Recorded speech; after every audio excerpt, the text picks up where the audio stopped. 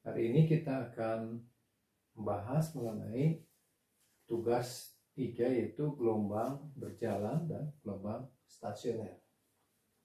Tugasnya seperti ini, dan bagi yang belum mempunyai bisa di-download ya di link berikut. Oke, setelah kita dapatkan, mari kita lihat soalnya.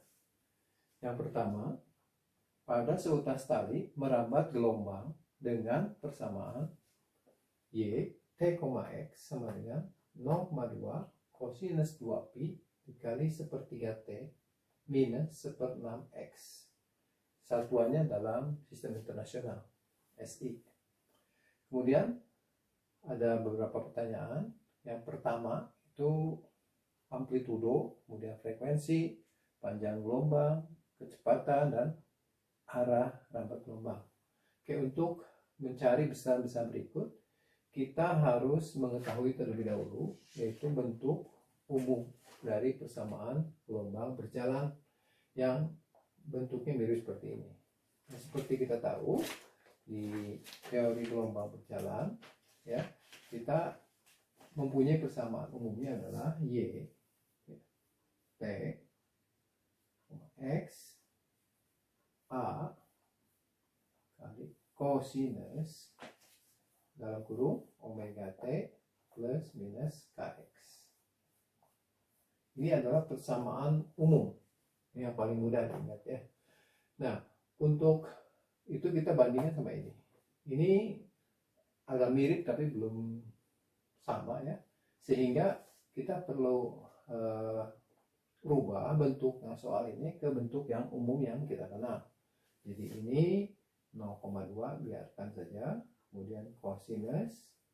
Nah, ini 2pi ini kita kalikan ke dalam kurung ya. Sehingga kita dapatkan 2pi per 3 kali T ya. Kemudian minus 2pi kali 1/6, itu berarti 2pi per 6 atau pi per 3 ya. Atau pi per 3 kali X. Ya, ini hasil perkaliannya, kemudian ini bentuk umumnya. Sehingga tentunya dengan mengubah ke bentuk seperti ini, kita sudah bisa mencari besaran-besaran yang ditanya. Yang pertama, ya, itu satu-satunya, itu amplitudo. Nah, amplitudo itu A besar. Ya, tentu saja kita bandingkan ini. Ya. Jadi, ya A-nya tentu saja 0,2. Nah, amplitudo itu simpanan terbesar karena satuannya SI, ya, berarti kita punya satuan ini adalah meter ya. Itu amplitudo. Kemudian yang kedua itu adalah frekuensi gelombang. Nah, frekuensi gelombang itu F ya, mempunyai hubungan dengan omega. Kita lihat lagi di getaran bahwa kita punya hubungan omega itu sama dengan 2pi kali F ya. Ini di bab getaran. Sehingga dari sini kita tahu bahwa omeganya itu adalah 2pi per 3 dan ruas kanannya 2πf. Nah, ini kita coret aja 2pi-nya. Sehingga kita dapatkan frekuensinya adalah 1/3 ya. Jangan lupa satuannya SI-nya adalah Hertz ya. Itu omega. Kemudian untuk yang ketiga itu adalah panjang gelombang. Nah, panjang gelombang itu hubungannya dengan K ya, ini. Jadi kalau kita tuliskan ya, tiganya itu K sama dengan 2pi bagi lambda. Nah, ini dari teori gelombang, mesti diingat lagi ya. Sehingga K-nya itu pi per 3 dan ruas kanannya 2pi per lambda. Nah, ini yang dicoret kita pi-nya saja. Jadi lambdanya kali silang. Lambdanya adalah 2 kali 3 itu 6 meter satuan SI ini. Kemudian yang keempat itu adalah kecepatan gelombang ya.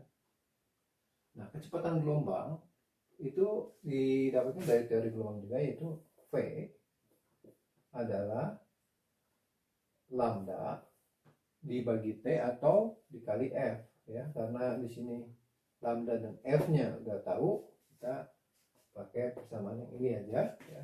Jadi lambda itu 6, kemudian frekuensinya sepertiga ya, sehingga kalau kita dapatkan jadi 2 meter per second. Ini adalah kecepatan gelombang merambat dari satu tempat ke tempat lain, dari sumber getar ke mana saja ya. Kemudian yang kelima itu adalah arah rambat gelombang. Nah, gelombang itu kan merambat dari satu tempat ke tempat lain, arahnya kemana? Nah, untuk persamaan bentuk umum seperti ini ya, maka kita tahu bahwa kalau misalkan saya punya ini sumber getar, simpangannya ini, kemudian di sini ada titik P ya, gelombang itu merambat dari sumber getar ke titik P di sini ya, itu ke sana, maka persamaannya itu adalah yang minus ya. Jadi yang minus itu untuk gelombang merambat dari sini sumber getar ke sumbu X positif. Tapi kalau gelombang merambat seperti ini Y-nya, ini V-nya, maka persamaannya itu yang plus ya. Jadi untuk yang nomor 5, maka arahnya merambatnya ke sumbu X positif ya, atau ke kanan ya. Itu pertanyaan untuk 1 sampai 5.